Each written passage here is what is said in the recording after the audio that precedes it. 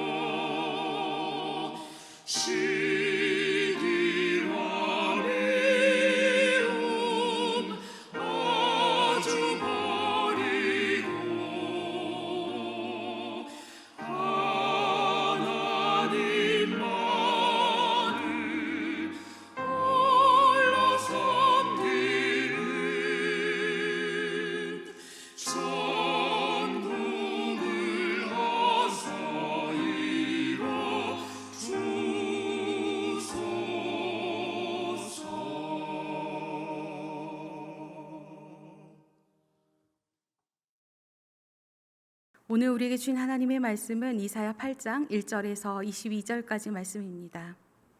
여호와께서 내게 이르시되 너는 큰 서판을 가지고 그 위에 통역 문자로 마엘살라 하스바스라 쓰라.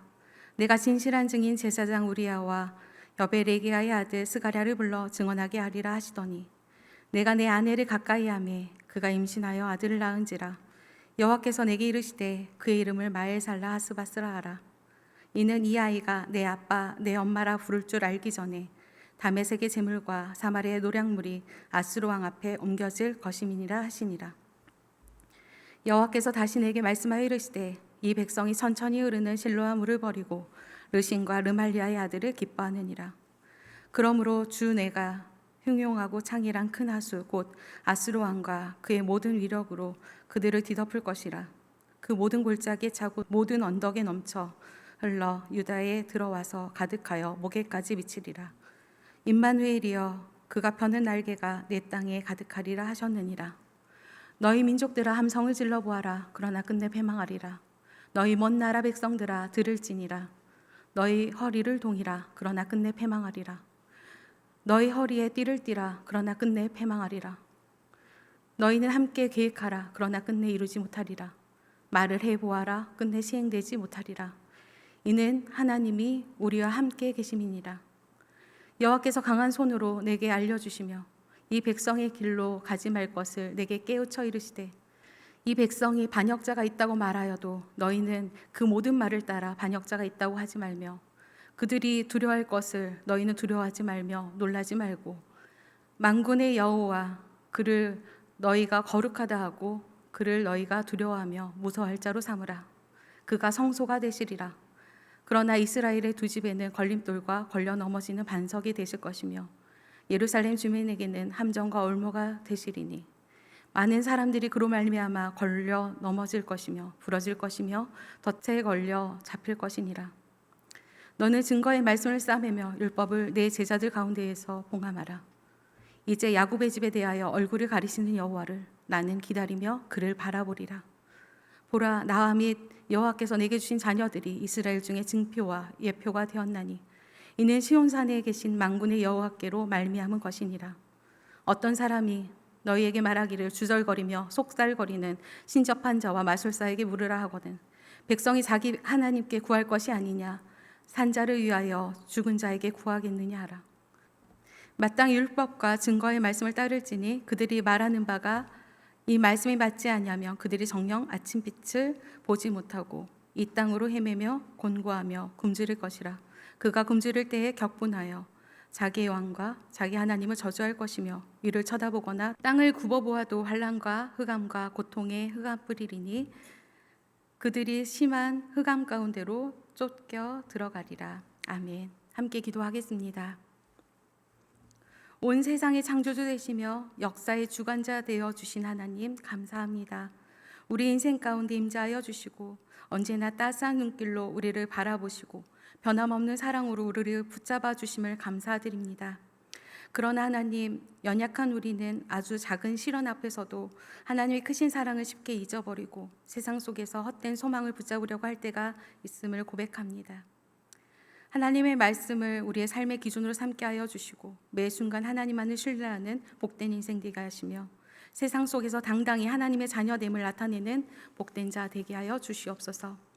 이 시간 하나님 말씀 앞에 섭니다. 이 말씀을 통해 그럼에도 불구하고 우리를 끝까지 포기하지 않으시고 끝까지 사랑하여 주시는 하나님을 만나는 시간 되게 하옵소서. 이분 말씀 길과 진리와 생명 되신 예수 그리스도의 이름으로 감사드리며 기도드렸습니다. 아멘. 하루 중 가장 고요한 시간을 하나님 앞에 거룩하게 드리는 성도님들을 축복합니다. 오늘은 천천히 흐르는 실로아 물처럼이라는 제목으로 하나님의 말씀을 나누기 원합니다. 세상을 살다 보면 예수님 믿는 것이 너무나도 재밌고 즐겁고 행복하기도 하지만 한편으로는 내가 조금 손해본다라고 생각할 때가 종종 있는 것 같습니다. 저는 청소년 시기에 예수님을 인격적으로 만나게 되었는데요. 그때부터 삶의 태도가 조금씩 바뀐 것 같습니다. 바른 말을 하려고 하고 정직하게 살려고 하고 또한 하나님께서 명령한 것들을 준행하고자 노력했던 것 같습니다. 그렇게 하다 보니까 내가 조금 포기해야 될 일도 있고 내가 다른 사람에게 양보해야 될 일들도 발생하는 것 같았습니다. 그리고 여러 가지 선택의 기로에 섰을 때 하나님이라면 어떻게 하셨을까? 하나님의 뜻이 무엇일까? 라고 물으며 하나하나 선택하게 되었는데요. 어느 날은 그 선택에 성공하기도 하고 어느 때는 세상의 기준으로 그것들을 선택할 때가 있음을 고백하게 됩니다. 하지만 이렇게 세상을 살다 보면 이 선택의 기로에 더 빠른 길이 있는 것 같고 세상적인 방법, 다른 사람들이 다 사용하는 그 방법을 사용해도 될 것 같은데 라고 생각할 때가 있는데 그때마다 내가 예수님 만나는 게 조금 손해다라고 생각하고 이렇게 부끄럽게 고백하게 됩니다. 진짜 믿음은 내 뜻에 하나님이 동의하기 바라는 것이 아니라 나의 바램을 위하여 하나님이 움직이기 바라는 것이 아니라 오직 하나님의 뜻과 방향에 우리의 시선이 머무는 것임을 우리는 알게 됩니다. 우리는 새벽마다 이사야 말씀을 보고 있습니다. 이사야의 이름의 뜻은 여호와께서 구원하신다라는 뜻입니다. 이사야의 이름에서 알 수 있듯이 이사야서를 읽으면 읽을수록 이스라엘을 포기하지 않으시고 끝까지 그들을 사랑하시며 구원을 선포하여 주시는 여호와의 사랑의 대서사시를 볼 수 있습니다. 많은 학자들은 그래서 이사야를 구약의 복음서라고 이야기하게 됩니다. 그리고 그 말씀에 버금가듯이 그 말씀을 읽으면 읽을수록 정말 구속사적인 열심인 하나님의 사랑을 보게 됩니다. 오늘 본문은 아하스 왕 때를 그리고 있습니다. 아람과 북이스라엘이 침략하였을 때 하나님보다 아수르를 더 의지했던 아하스 왕을 보게 됩니다. 심지어 아하스는 아들을 우상의 제물로 바치기도 하고 또한 우상을 직접 만들기도 하며 아람의 신을 의지하고 성전을 훼손하는 아주 악한 왕으로 우리가 기억됩니다. 오늘 본문 1절에서는 하나님께서는 이사야에게 큰 서판을 가지고 와서 마엘살라 하스바스라 기록하라고 이야기합니다. 통역 문자로 기록하고 모든 사람들이 볼 수 있도록 큰 서판에 기록하라고 명령하십니다. 그리고 믿을 만한 증인들을 세워서 이들이 이것들의 증인이 될 수 있도록 이야기합니다. 마엘살라 하스바스라라는 뜻은 급속한 약탈, 신속한 강탈이라는 뜻인데요. 같은 뜻을 두 번 사용함으로써 이 문장을 아주 강조한 문장으로서 하나님의 심판의 때가 가까워왔음을 이야기하는 뜻입니다. 그 이사야가 아들을 낳게 됩니다. 그 아이의 이름을 놀랍게도 마엘살라 하스바스라고 지으라고 이야기합니다. 이사야의 첫 번째 아들은 어제 본문이었던 이사야 7장 3절에 나오게 되는데요. 그의 이름은 살 아숲입니다. 살 야숲이라는 이름의 뜻은 남은 자가 돌아오리라 라는 뜻인데요. 하나님께서는 자기 백성을 포기하지 않으시고 버리시지 않았기 때문에 모든 멸망과 재난 속에서 그들을 지키실 거라는 하나님의 사랑이 담겨져 있는 반면 한편으로는 이 남은 자가 있기까지 정말 많은 사람들의 고난과 고통과 재난이 있음을 암시하는 단락입니다. 이사야의 둘째 아들 마엘살라 하스바스, 그 이름을 짓게 되고 이 아이가 커서 아빠, 엄마라고 부를 줄 알기 전에 다메섹의 제물과 사마리아에서 가져온 약탈물이 아수르 왕 앞으로 가게 될 거라고 이야기합니다. 이사야서 말씀을 통하여 우리는 알 수 있듯이 우리 하나님은 창조주 하나님이십니다. 또한 이 순간에도 모든 역사를 움직이고 계신 역사의 주관자 되어 주십니다. 아무리 암과 같은 어두움의 세상이 우리 가운데 도래할지라도 여전히 하나님께서는 우리에 대한 사랑을 포기하지 않으시고 우리를 위하여 일하고 계심을 우리는 믿어야 할 것입니다. 그리고 하나님께서는 계속해서 이사야에게 말씀하시는데요. 오늘 본문 6절과 8절 말씀 보겠습니다. 이 백성이 천천히 흐르는 실로아물을 버리고 르신과 르말리아의 아들을 기뻐하느니라. 그러므로 주 내가 흉용하고 창이란 큰 하수 곧 아수르 왕과 그의 모든 위력으로 그들을 뒤덮을 것이라.